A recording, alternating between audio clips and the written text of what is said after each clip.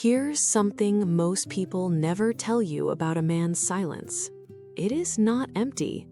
It is one of the most revealing forms of communication in a relationship, and once you learn how to read it clearly, you will never sit with unanswered questions the same way again. Welcome back. I want to open today's conversation with something honest. Silence, specifically a man's silence, is one of the most written about topics in relationship advice. And yet, most of what gets said about it falls into one of two unhelpful extremes.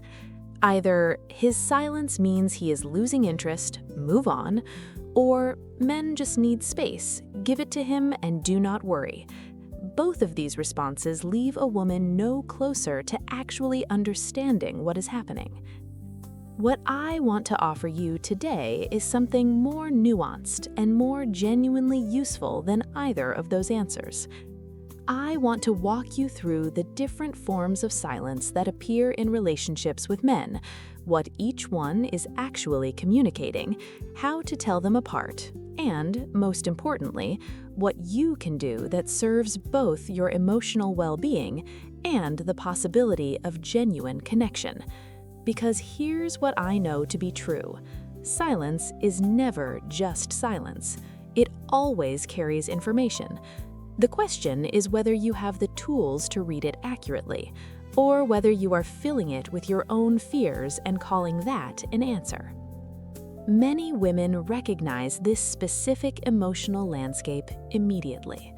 You're in a connection that felt, and in many ways still feels, genuinely real. Communication was warm, consistent, mutual. And then something shifts. His messages arrive less frequently. When he does respond, the replies feel shorter, more surface level. The warmth is still present, but it's thinner somehow, less engaged.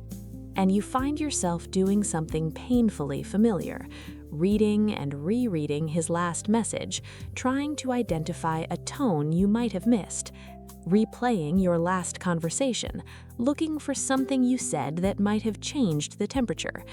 Or perhaps the silence followed something specific, a moment where you expressed a genuine feeling, set a boundary, or simply asked an honest question about where things are going, and his response was to become quieter. Not to engage with what you said, just quiet. Both of these experiences are forms of silence, but they are communicating very different things. And understanding the difference changes everything about how you respond. This is the most common and, in most cases, the least alarming form of male silence, though it is also among the most frequently misread.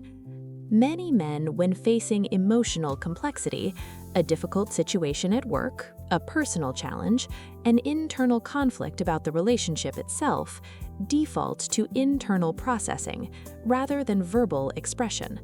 This is not a withdrawal from her, it is a withdrawal into himself. The distinguishing feature of processing silence is that it tends to be temporary and self-correcting. He returns, often with renewed warmth and presence, once the internal work has reached a natural resting point. The challenge is that while he's in it, the silence can feel indistinguishable from something more worrying. If you can resist the urge to interpret and instead simply give it a finite amount of time before gently checking in, you will often find that this silence was never about you at all. Avoidance silence is different from processing silence in one important way. It is anchored to something specific. He has gone quiet because there's a conversation he doesn't want to have, a truth he's not ready to speak, or a tension in the relationship that he is hoping will resolve itself without requiring him to engage with it directly. The silence is not random, it's targeted. The emotionally intelligent response here is not to pursue the conversation he is avoiding with increasing urgency. It is to name the dynamic clearly once in calm language and to allow him the space to choose whether he will step toward honest engagement or continue avoiding it.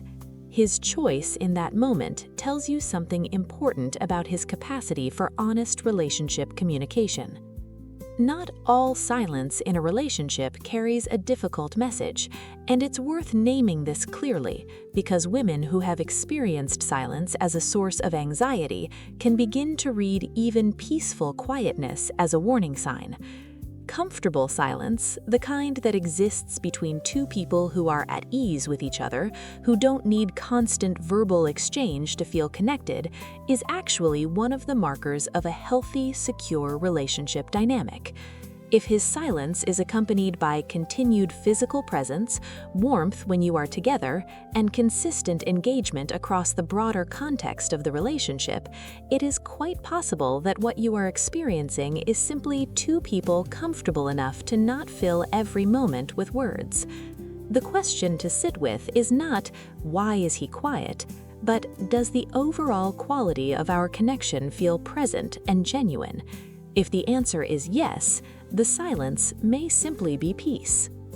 This is the form of silence that deserves the most careful and honest attention, because it is the one that is clearly a relationship red flag.